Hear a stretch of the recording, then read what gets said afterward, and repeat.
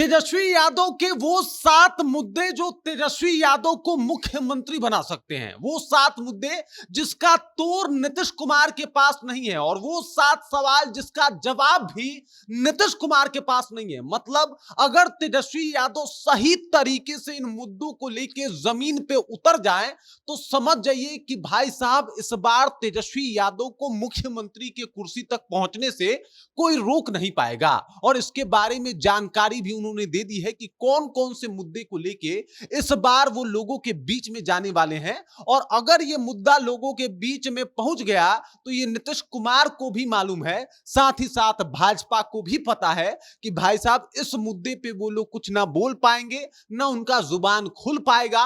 मतलब तेजस्वी यादव ने नीतीश कुमार और एनडीए सरकार की वो नब्ज पकड़ ली है जिससे वो लोग इस बार चुनाव में पिछड़ सकते हैं। इसी के बारे में सब कुछ आपको बताने वाले हैं, इसी जानकारी से आपको अवगत भी कराने वाले हैं। लेकिन उससे पहले मेरा परिचय जान लीजिए। मेरा नाम है रजत और आप जनता जंक्शन देख रहे हैं। सबसे पहले आप समझ जाइए कि हर तरफ अभी अगर आप देखिएगा तो चुनाव की तैयारी चल रही है, चाहे वो एनडीए का खेमा हो या फिर महागठबंधन का खेमा हो। दोनों तरफ ये चल रहा है कि भाई साहब कुछ भी करके इस बार तो कुर्सी हथिया ही लेना है। अब हथियाने की बात इसलिए भी है कि भाई नीतीश कुमार को भी पता है कि 20 साल से सरकार में है, अगर जरा सा भी इधर उधर हुआ तो कुर्सी से इस बार उतरना पड़ जाएगा। और इसी वजह से वो लगातार प्रयास कर रहे हैं। उनके लिए मोदी जी एकदम दिल्ली से आ जा रहे हैं अपना चौपर उड़ा के।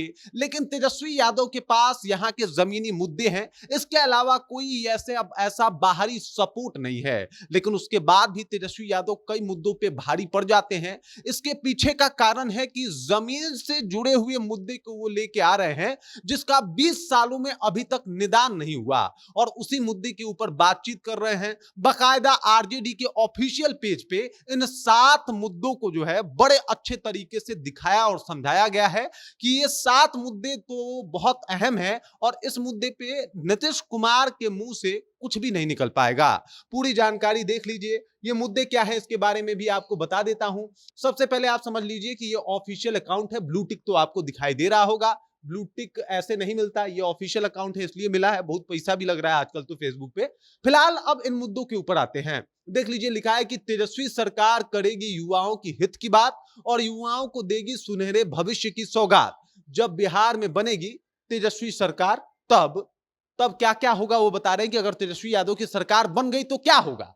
तो जवाब है कि लाखों नौकरियों का अवसर उपलब्ध होंगे, नौकरियां हम लोग प्रोवाइड करवाएंगे। और देख लीजिए, नीतीश सरकार के रिज्म में इस बात का रोना रोते रहे युवा कि भाई साहब नौकरी के लिए बहाली नहीं निकल रही। युवाओं की एक बहुत बड़ी समस्या है जिसका नाम है बेरोजगारी, और अगर बेरोजगारी है तभी पलायन भी होता है। अब देख लीजिए दूसरा मुद्दा, लाखों रोजगार के अवसर के साथ साथ स्वरोजगार एवं कुटीर उद्योग को बढ़ावा दिया जाएगा। देख लीजिए, ये हमला, ये वार भी जो है वो उसी क्षेत्र में है कि भाई बेरोजगारी से युवा यहाँ पे परेशान है, और अगर परेशान है तो उनकी परेशानी कैसे दूर होगी।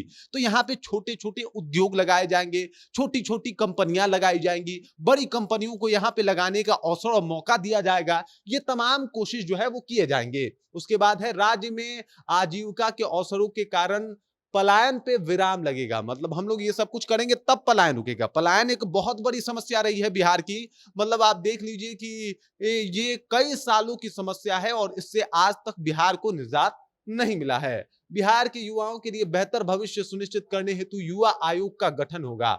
अभी युवा आयोग का गठन किया जाएगा। कह रहे हैं कि युवाओं को किस तरीके से बेहतर चीजें प्रोवाइड करवाई जा सकती है। मतलब उनके लिए एक आयोग ही बना दिया जाएगा जो सिर्फ और सिर्फ युवाओं के समस्याओं के ऊपर चर्चा करेंगे।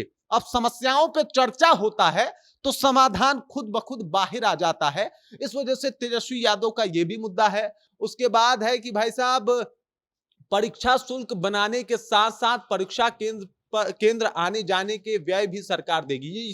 ये भी मुद्दा जो है युवा से ही जुड़ा हुआ है। और कहा जा रहा है कि भाई साहब परीक्षा शुल्क बनाने के साथ साथ परीक्षा केंद्र में अगर कोई जा रहा है, मतलब कहीं का फॉर्म भरा, आपका परीक्षा जो है मान लीजिए कि पड़ गया कहीं दूसरे शहर में, दूसरी जगह पे, तो वहां का किराया भी बिहार सरकार ही वहन करेगी, ना कि आपको देना पड़ेगा। आमतौर पे अभी ऐसा होता नहीं है, परीक्षार्थी को खुद ही अपना टिकट कराना पड़ता है, लेकिन ये सब कुछ बिहार सरकार देगी।